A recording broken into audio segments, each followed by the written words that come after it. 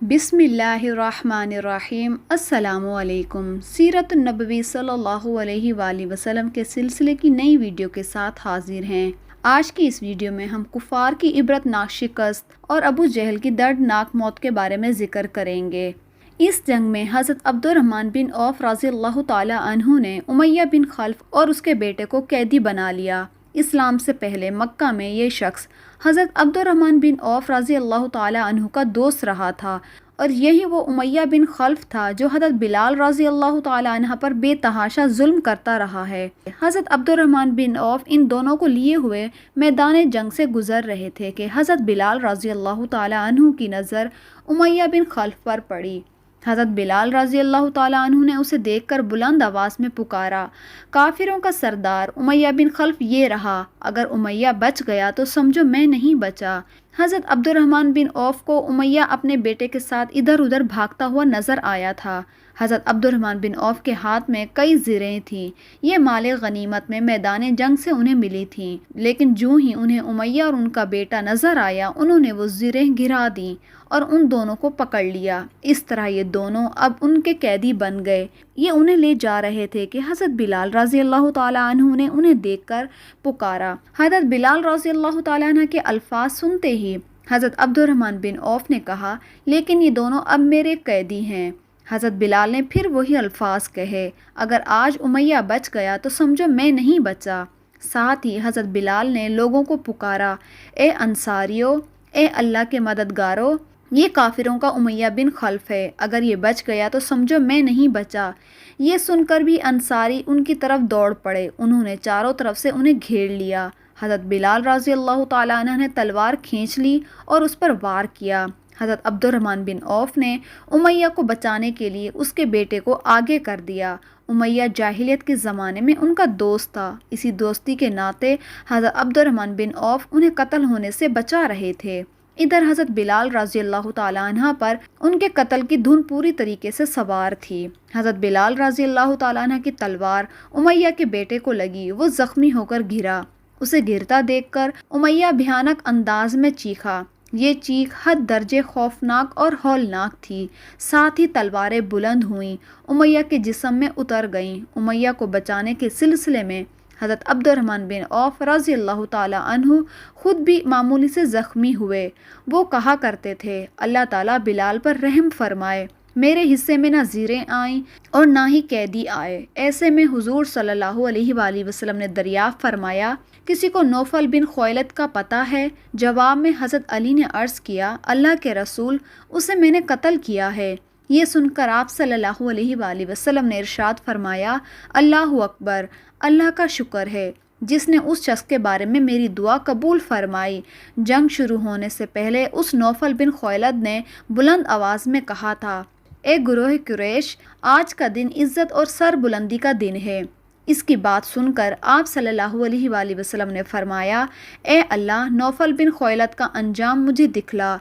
इसके बाद रसूल सल्लल्लाहु अलैहि वसल्लम ने भी हुक्म दिया कि कत्ल होने वाले काफिरों में अबू जहल की लाश को तलाश किया जाए। अबू जहल ने जंग शुरू होने से पहले कहा था, ए अल्लाह, दोनों दीन यानी इस्लाम और कुफ़ार के खुद साख्ता दीन में जो दीन तेरे नज़दीक अफजल और पसंदीदा हो, उसी की मदद फरमा और नुसरत फरमा। हज़रत माज बिन उमर रज़ियल्लाहु ताला अन्हा फरमाते हैं कि जो इस जंग के दौरान कम सिन सहाबा में शुमार होते थे, कहते हैं कि जंग के दौरान मैंने देखा कि अबू जहल को उसके बहुत से साथियों ने हिफाजत के लिए घेरे में लिया हुआ है, और वो ये कह रहे थे, ए अबुल हकम, ए अबू जहल, तुम तक कोई नहीं पहुंच पाएगा। जब मैंने उनकी ये बात सुनी तो अबू जहल की तरफ बढ़ा, उस पर तलवार का एक हाथ मारा। उस वार से उसकी पिंडली कट गई। अबू जहल के बेटे हज़रत अकरमा रज़ियल्लाहु ताला अन्हु बाप की मदद के लिए बढ़े।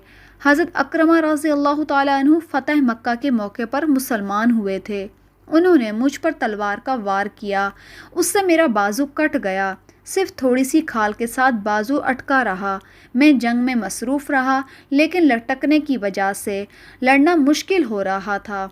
میں تمام دن لڑتا رہا اور وہ بازو لٹکتا رہا۔ آخر جب اس کی وجہ سے رکاوٹ زیادہ ہونے لگی تو میں نے اپنے پاؤں اس پر رکھ کر جھٹکا دیا، اس سے وہ کھال بھی کٹ گئی۔ میں نے اپنے بازو کو اٹھا کر پھینک دیا۔ ابو جہل زخمی حالت میں تھے۔ اسی دوران اس کے پاس معوذ بن افرا رضی اللہ تعالیٰ عنہ گزرے۔ انہوں نے اس پر وار کیا، اس وار سے وہ گر گیا اور وہ اسے مردہ سمجھ کر آگے بڑھ گئے، لیکن وہ ابھی زندہ تھا۔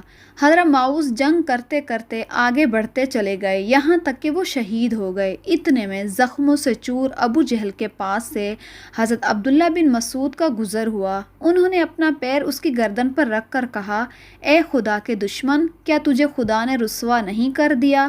اس کے بعد حضرت عبداللہ بن مسعود نے اس کا سر تن سے جدا کر دیا۔ پھر حضور صلی اللہ علیہ وآلہ وسلم کی خدمت میں حاضر ہوئے اور عرض کیا، اے اللہ کے رسول، میں نے ابو جہل کو قتل کیا ہے۔ آپ صلی اللہ علیہ وآلہ وسلم نے فرمایا، برتری اس ذات باری تعالیٰ کے لیے ہے جس کے سوا کوئی معبود نہیں۔ آپ صلی اللہ علیہ وآلہ وسلم نے یہ کلمہ 3 بار فرمایا۔ پھر آپ صلی اللہ علیہ وآلہ وسلم نے ابو جہل کی تلوار حضرت عبداللہ بن مسعود کو عطا فرمائی۔ اس خوبصورت اور قیمتی تلوار پر چاندی کا کام کیا گیا تھا۔ بدر کی جنگ میں اللہ تعالیٰ نے فرشتوں کے ذریعے بھی مدد فرمائی تھی۔ اس روز حضرت زبیر بن عوام نے نہایت ہی سرفروشی سے جنگ کی۔ ان کے جسم پر بہت بڑے بڑے زخم آئے۔ اس جنگ میں حضرت عکاشہ بن محسن کی تلوار لڑتے لڑتے ٹوٹ گئی تو حضور صلی اللہ علیہ وآلہ وسلم نے انہیں کھجور کی ایک چھڑی عنایت فرمائی۔ وہ چھڑی ان کے ہاتھوں میں آتے ہی معجزاتی طور پر ایک چمکدار تلوار بن گئی۔ حضرت عکاشہ اس تلوار سے لڑتے رہے یہاں تک کہ اللہ تعالیٰ نے مسلمانوں کو فتح عطا فرمائی۔ اس تلوار کا نام اون رکھا گیا۔ یہ تلوار تمام غزوات میں حضرت عکاشہ کے پاس رہی۔ اسی تلوار سے وہ جنگ کیا کرتے تھے۔